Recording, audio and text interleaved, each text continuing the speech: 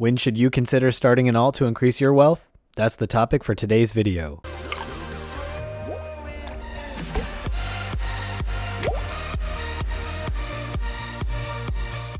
To get notified of all new videos when they drop, and to help support the channel, smash that sub button and click the bell icon. Hey guys, so this is a video that I've been waiting to do for a few weeks now on the topic of starting an alt to increase your income potential. This guide is mainly for those that do not already have an alt or who are not using their alts for income purposes. Many people actively do the things that I will describe in this guide to vastly improve their income versus the time they play the game. Hopefully there is some piece of advice in here that will benefit you. As always, feel free to leave comments and suggestions for future topics in the box below, and join the Discord linked in the bio if you want to connect with myself and the rest of the Maki community.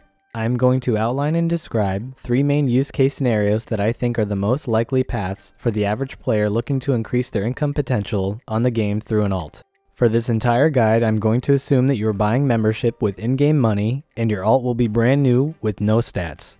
As such, it is important that anything you do on this alt leads you toward doing more than breaking even on a 14-day bond, or else there is no monetary purpose towards playing an alt. Up first, we have Scenario 1, which is the additional daily shop runner. This use case leverages the power of doing profitable shop runs on 2 characters for massive profits per day. A brand new alt will have a limited selection of shops that they can do, but there are still some important considerations that you should think about if you go about this path. With no quests or other skills, you will only be able to achieve a maximum profit of 744k per day or 10.4 mil per bond if you train no skills or complete any quests. For this reason, I would strongly encourage spending at least a day doing Rune Span and or Rune Sphere to unlock the Rune Crafting Guild.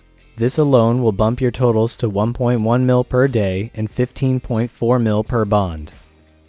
After that point, you should push for 50 thieving and 50 agility to unlock another 371k from the Rogue's Den shop, bringing your total to 1.4 mil per day and 20.5 mil per bond. I have made 2 videos on this topic already. Feel free to click the card at the top right hand corner of your screen to switch to those videos now. The second use case scenario is bypassing GE trade limits. This is an extremely viable option that does not require any upfront time commitments to unlock anything else.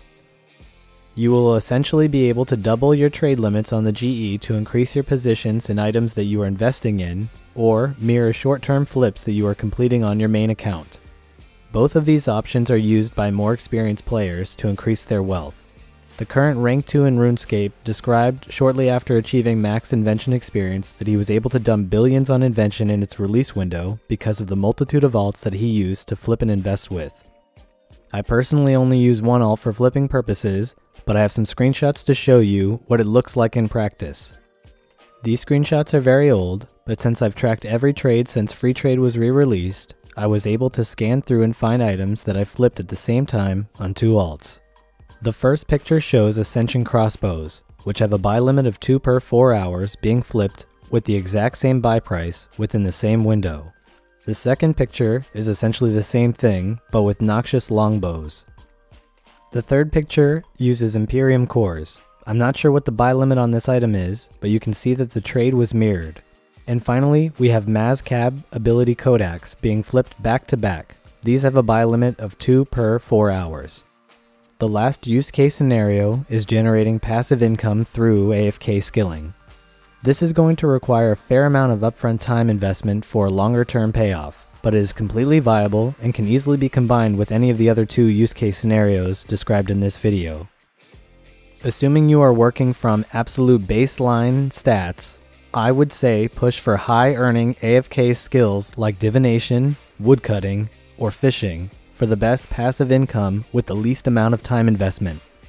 Woodcutting does not become truly OP until the level 90 range, but this is fairly easy to achieve over time with daily divine trees after you've completed a daily shop run.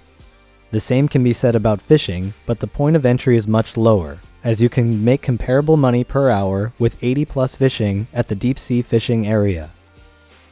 Lastly, we have divination, which has the highest earning potential out of all of these options, but it also has the highest upfront time investment to unlock, unless you rely solely on things like divine caches to boost your level.